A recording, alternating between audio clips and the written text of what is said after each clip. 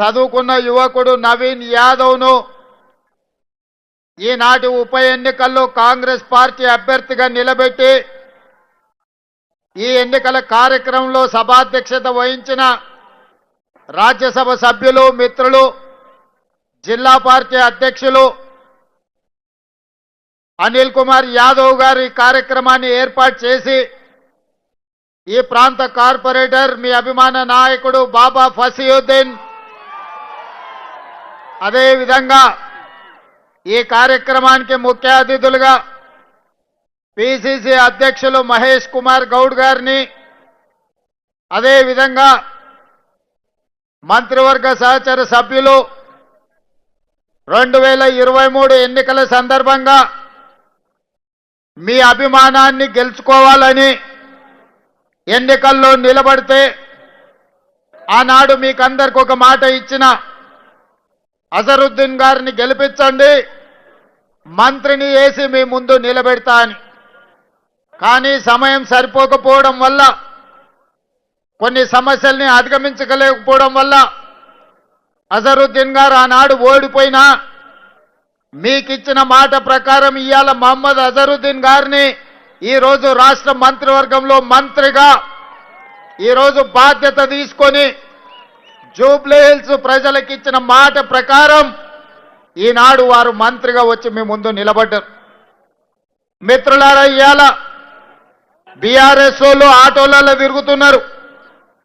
2023 ఎన్నికల సందర్భంగా తెలంగాణ ప్రజలు ముఖ్యంగా గ్రామీణ ప్రాంతాలలో తండాలలో గూడాలలో మారుమూల పల్లెల్లో విద్యార్థులు నిరుద్యోగ యువకులు అమరవీరుల కుటుంబాలు రైతులు మహిళలందరూ కలిసి ఇక ఈ కారు మనకు వనికిరాదు, ఈ కారు అనుము చెడ్డది, దీన్ని వర్క్ షాప్లకు పంపించాలి, మెకానిక్ షెడ్లకు పంపాలి అని మెకానిక్ షెడ్లు పెట్టి టైర్లు వీకి రాళ్లు పెట్టి నిలబెట్టిరు.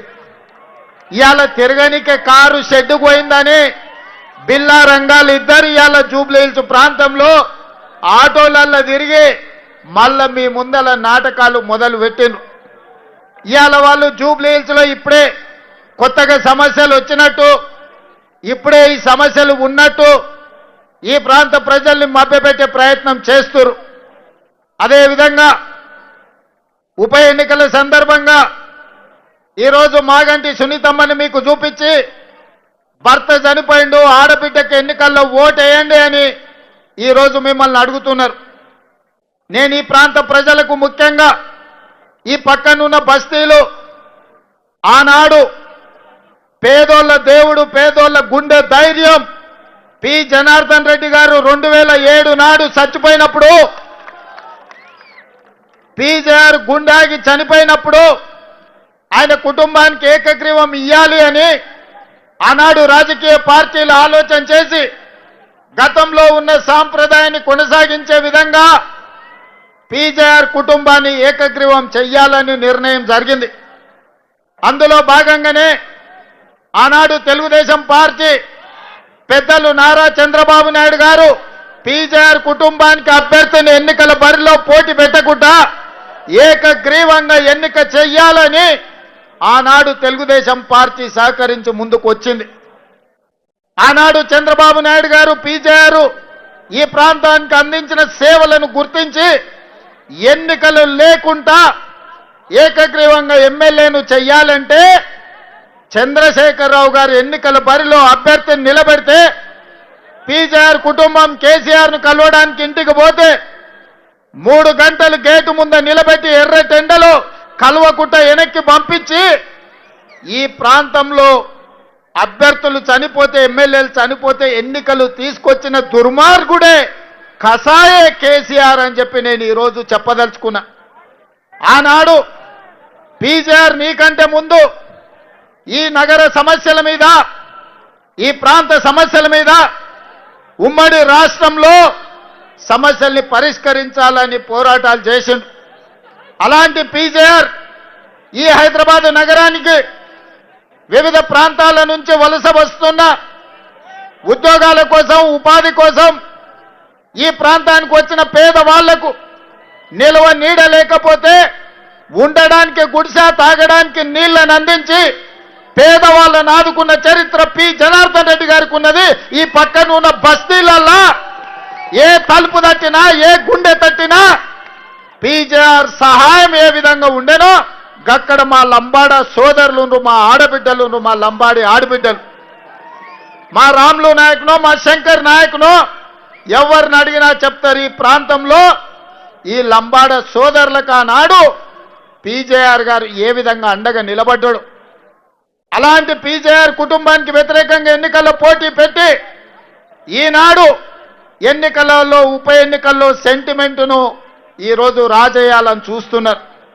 అందుకే మిత్రులారా, ఇవాళ ఈ ప్రాంతంలో బోడబండ కావచ్చు, ఎర్రగడ్డ కావచ్చు, యూసుఫ్గూడ కావచ్చు, వెంగళరావు నగర్ కావచ్చు, లేకపోతే ఈ ప్రాంతంలో ఉండే ప్రతి బస్తీ కొత్తగా సమస్యలు వచ్చినట్టు ఇవాళ బీఆర్ఎస్ వాళ్ళు మాట్లాడుతున్నారు.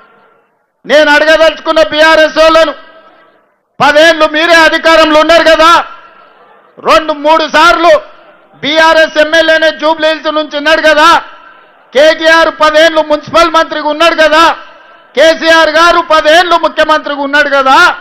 మరి ఈ సమస్యలు పరిష్కారం కాకపోవడానికి, బోడబండలో సీసీ రోడ్డు రాకపోవడానికి, ఈ ప్రాంత ప్రజలకు తాగునీళ్లు లేకపోవడానికి, మీరేసుకున్న గుడిసెల మీద కరెంటు వైర్లు పోవడానికి కారణం బీఆర్ఎస్ దొంగలు కాదా?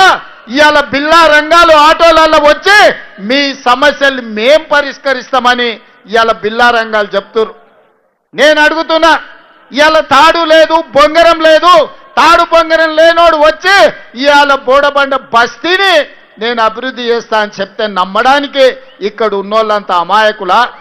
మా పాలమూరోళ్ళు మంచోళ్ళే కానీ మా పాలమూరోళ్ళు ఏం అమాయకులు కాదు. మట్టి పని, తట్ట పని, పార పని ప్రపంచంలో ఎక్కడ ఉన్నా కష్టపడి పనిచేసే మేము మంచేందో చెడేందో గుర్తుపట్టనంత అమాయకులం కాదు.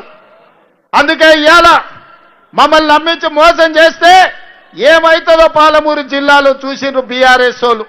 ఈసారి జూబ్లీ హిల్స్ లో చూడబోతున్నారు. అందుకే మిత్రులారా, వాళ్ళు చెప్పే అబద్ధాలు, వాళ్ళు లేవనెత్తుతున్న సమస్యలు, దీనికి వాళ్ళే కారణం కాదా? మీరు ఒక్కసారి ఆలోచన చేయండి. 10 ఏళ్ళ అధికారంలో ఉన్న వాళ్ళు 2 ఏళ్ళు కూడా మేము పూర్తి చేసుకోలే. ఈ ప్రాంతంలో 14,159 రేషన్ కార్డులు ఇచ్చింది కాంగ్రెస్ పార్టీ కాదా? అడిగిన వాళ్ళందరికీ రేషన్ కార్డులు ఇచ్చింది కాంగ్రెస్ పార్టీ కాదా? ఇవాళ పేదవాళ్ళ ఇళ్లల్లో 200 యూనిట్లు ఉచిత కరెంట్ ఇచ్చి కరెంటు బిల్లు కట్టాల్సిన పని లేదు. పేదల ఇళ్లల్లో వెలుగులు నింపాలి, పేదోళ్ళ కళ్ళల్లో సంతోషాన్ని చూడాలి అని ఇవాళ ఇందిరమ్మ రాజ్యంలో మీ బస్తీలలో మీ ఇండ్లకు ఉచితంగా కరెంట్ ఇస్తున్న మాట వాస్తవం కాదా?